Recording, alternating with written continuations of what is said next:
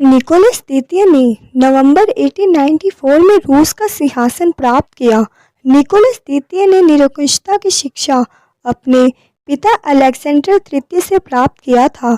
वह इस बात से प्रेरित हुआ था कि उस समय रूस की सुरक्षा और प्रधानता को बनाए रखने के लिए निरंकुशता की ही आवश्यकता है। निकोलस द्वितीय सर्वप्रथम अपनी माता के विशेष प्रभाव में था और बाद में वह अपनी पत्नी अलेक्जेंड्रा के अधीन हो गया, जो कि जर्मन राजकुमारी थी। निकोलस द्वितीय रूस का अंतिम जार था। वह अलेक्जेंडर तृतीय का पुत्र था। उसने 1894 से 1970 तक राज्य किया। उसकी पत्नी जरीना और जरीना के गुरु रासपुटिन का असर उस पर विशेष प्रभाव था। रूस में औद्योगिक प्रगति। कॉन्ट विट ने निकोलस के राज्य में 10 वर्षों तक इकोनॉमिक्स मिनिस्ट्री के रूप में कार्य किया। उद्योगों और व्यापार में आश्चर्यजनक प्रगति हुई। जगह जगह पर कारखाने खोले गए। कोयले, लोहे, तेल, जहाज बनाने के उद्योगों की उन्नति की। देश में रेलों का जाल बिछा दिया गया।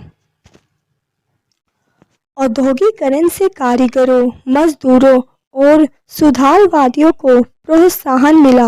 उन्होंने सरकार के विरुद्ध क्रांति की भावनाओं का प्रचार करना आरंभ कर दिया, जो जार के लिए अंत में घातक सिद्ध हुआ और 1917 में उसका पतन हो गया। चीन जापान का युद्ध। कोरिया चीन के अधिकार क्षेत्र में था। 1894 में जापान ने अपने व्यापारिक और साम्राज्यवादी हितों की रक्षा के लिए कोरिया को अपना अधिकार जमा लिया था, जिसके कारण चीन और जापान दोनों देशों में युद्ध छिड़ गया। जापान ने चीन को पराजित किया। 1898 में चीन ने पोर्ट ऑर्थर की बंदरगाह रूस के हवाले कर दिया और रूस को ट्रांस साइबेरिया रेलवे को मंचूरिया से पोर्ट ऑर्थर तक ले जाने की स्वीकृति दे दी। रूस और जापान युद्ध। 1904-05 में रूस और जापान में युद्ध छिड़ गया, जिसके कई कारण थे।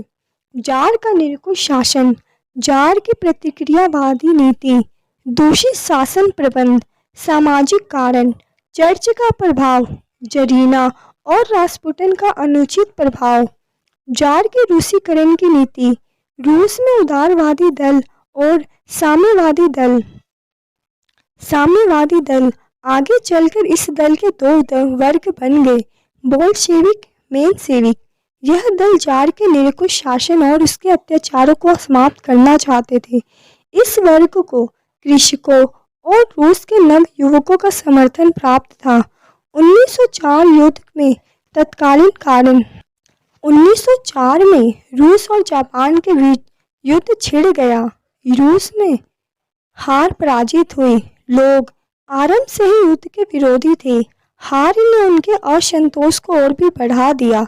हार से उत्तेजित होकर अत्याचारी और निरंकुश शासन के विरुद्ध विद्रोह का झंडा खड़ा कर दिया। क्रांतिकारियों ने चुन चुनकर अत्याचारी अधिकारियों को मौत के घाट उतारना शुरू कर दिया।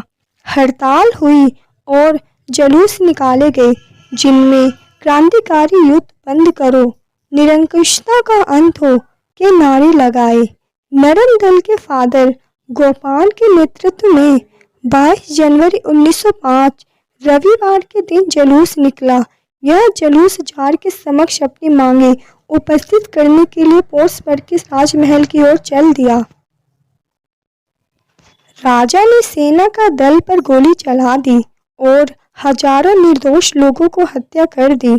रूस के इतिहास में यह दिन ब्लडी संडे के नाम से प्रसिद्ध है। इस घटना से चारों ओर हाहाकार मच गया। विद्रोह और क्रांति की आग तेजी से भड़क उठी। राज कर्मचारियों का वध आरंभ हो गया।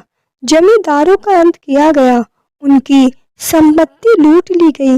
मकान जलाकर राख कर दिए गए। उनकी संपत्ति लूट ली गई। सेना और जल सेना भी क्रांतिकारियों का साथ देना प्रारंभ कर दिया, लेकिन जार ने शक्ति के बल पर इस क्रांति का दमन करने का प्रयत्न किया, परंतु वह असफल रहा। जार ने इस क्रांति को समाप्त करने के लिए अगस्त 1905 में घोषणा द्वारा जनता को कुछ अधिकार प्रदान किए। जार की इस घोषणा द्वारा देश में थोड़ी बहुत शांति स्थापित हो गई, परंतु यह क्रांति स्थायी सिद्ध न हुई। इस क्रांति ने आगे चलकर 1917 की क्रांति को जन्म दिया, जिससे जार के पद को समाप्त कर दिया गया।